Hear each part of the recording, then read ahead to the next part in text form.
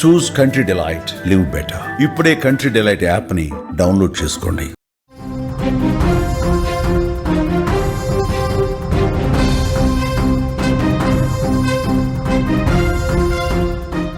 సమాజంలో జరుగుతున్న ఘటనలు బాల్యాన్ని చిదిమేస్తున్నాయి. తల్లిదండ్రుల తప్పులు పిల్లలకు శాపంగా మారుతున్నాయి. అభంశుభం తెలియని వయస్సులోనే మోయలేని బాధలు భరిస్తున్నారు. కాలం విసురుతున్న సవాళ్లకు వారి వద్ద సమాధానం లేకుండా పోతోంది.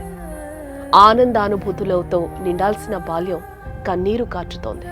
తల్లిదండ్రుల క్షణికావేశంతో చేసే పనులతో వారు కన్న కంటిపాపల భవిష్యత్తు చీకటిమయంగా మారిపోతోంది. తాజాగా యాదాద్రి జిల్లాలో జరిగిన సురేందర్ ఘటనలో అతడి కుమారుడి రోదన అందరి గుండెల్లో బరువెక్కిస్తోంది. చావు పిలుస్తోందని తండ్రి వెళ్లిపోయాడు.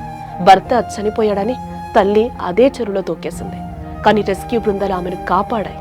తల్లి బయటకు రాగానే ఆ బాలుడు ఆమెను హత్తుకొని ఏడుస్తున్న దృశ్యాలు కన్నీళ్లు పెట్టించే విధంగా ఉన్నాయి. ఆ విజువల్స్ ఒకసారి మీరు కూడా, ఆ పిల్లాడు ఏం మాట్లాడుతున్నాడో ఒకసారి వినండి.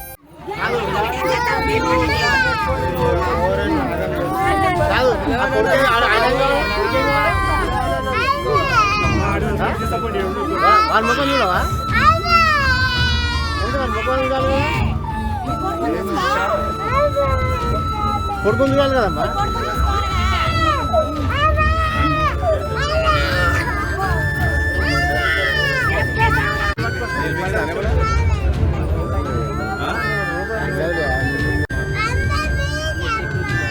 కనిపమ్మా వాడంతా బాగా అంటుండు.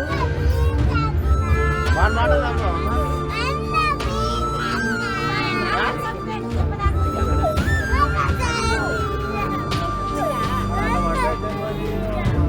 రెస్క్యూ బృందాలైతే సంధ్యని, సురేందర్ భార్య ఎవరైతే ఉన్నారో తనని కాపాడారో, కాపాడి పైకి తీసుకొచ్చిన తర్వాత తన కొడుకు తల్లడిల్లిపోతున్నాడు. అమ్మా, నాన్న చనిపోయాడు, నువ్వు చనిపోకమ్మా, ప్లీజ్ అమ్మా అని అమ్మని హత్తుకొని ఏడుస్తున్న దృశ్యాలు అందరినీ కూడా, అక్కడున్న వారిని కంటతడి పెట్టిస్తున్నాయి. పిల్లల గురించి ఆలోచించాలి కదా అని చెప్పి కూడా పక్కనున్న వాళ్ళు ఓదారుస్తున్న పరిస్థితి కనిపిస్తుంది బంధువులు. ఈ విషయం చాలా హృదయ విదారకరంగా ఉంది. అక్కడ సిచ్యువేషన్ అంతా కూడా ఒక్కసారి మార్చేసిందని చెప్పొచ్చు. నన్ను చావు పిలుస్తోంది అంటూ కూడా సురేందర్ చెరువులో దూకి చనిపోయిన పరిస్థితి. ఈ విషయం తెలుసుకోగానే అక్కడ భార్య కూడా దూకేసిన పరిస్థితి. ఇదే నేపథ్యంలో ఆమెను రెస్క్యూ బృందాలన్నీ కూడా కాపాడి పైకి తీసుకొచ్చాయి.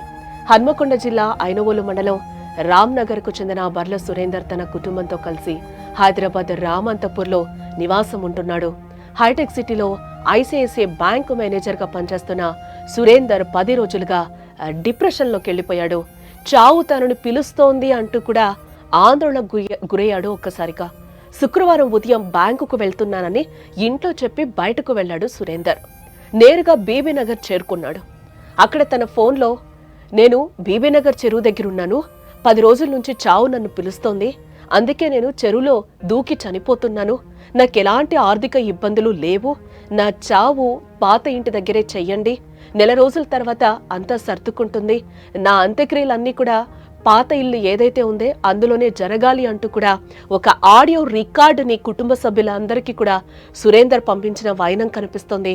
అనంతరం తన వద్ద ఉన్న వస్తువులను కట్టెపై పెట్టి చెరువులో ఒక్కసారిగా కూడా దూకేశాడు. సమాచారం అందుకున్న భార్య, బంధువులు పోలీసులకైతే సమాచారం ఇచ్చారు. చెరువు సమీపంలో సురేందర్ చెప్పులు, ఫోన్ కట్టెపై లభించాయి. పోలీసులు, ఎస్డీఆర్ఎఫ్ అలాగే ఫైర్ సిబ్బందితో కలిసి కూడా అక్కడ మొత్తం కూడా గాలింపు చర్యలు చేపట్టారు. ఒకవైపు భర్త కోసం గాలిస్తున్న సమయంలోనే అక్కడే ఉన్న అతడి భార్య సంధ్య భర్త మృతిని తట్టుకోలేక అదే చెరువులోకి దూకేసింది ఒక్కసారిగా. దీంతో కుటుంబ సభ్యులు, అక్కడున్న స్థానికులు కూడా ఒక్కసారిగా కూడా గట్టిగా అరిచారు. అక్కడే గాలింపు చర్యలు చేపడుతున్న పోలీసులు, ఎస్డీఆర్ఎఫ్, ఫైర్ సిబ్బంది కూడా ఆమెను వెంటనే రక్షించి కూడా పైకి తీసుకొచ్చారు. ఆ విజువల్ కూడా మీరు సుమన్ టీవీ స్క్రీన్ మీద చూడొచ్చు. ఆమె దూకగానే కూడా అక్కడ తక్షణం అక్కడున్న రెస్క్యూ సిబ్బంది కావచ్చు, పోలీసులు కూడా వెంటనే అప్రమత్తం అయ్యి ఆమెని బయటకి తీసుకొచ్చే దృశ్యాలు కూడా మనకి అక్కడ కనిపిస్తున్నాయి. ఇదే నేపథ్యంలో ఆమెని బయటకు తీసుకొచ్చిన తర్వాత కూడా బాలుడు ఒకంత చాలా ఆవేదనగా కూడా అమ్మని హత్తుకొని కూడా, నువ్వు చనిపోకమ్మా, ప్లీజ్ అమ్మా, నాన్న చనిపోయాడు అంటూ కూడా ఆ పిల్లాడి ఆర్తనాదాలు ఒకంత అందరినీ కూడా అక్కడ బాధకు గురి చేశాయని కూడా చెప్పచ్చు. ఆ బాబుకి ఈ వయసులో ఏం తెలుసు, తల్లిదండ్రులు ఏం చెప్తే అదే వింటారు, వాళ్ళు తప్పితే వాళ్ళకి ఇంకొక ప్రపంచం కూడా తెలీదు.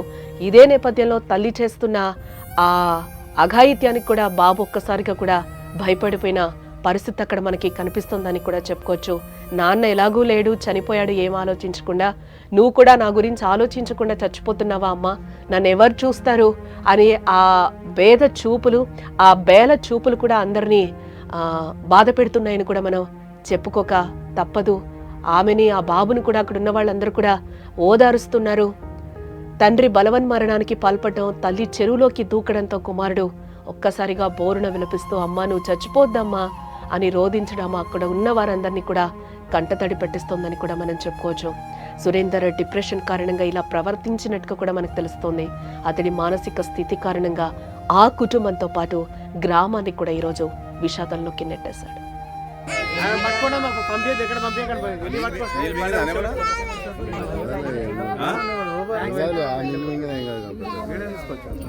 తీసుకొచ్చావా కనీసం వాడంతా బాగా అంటుండు, వాడు మాట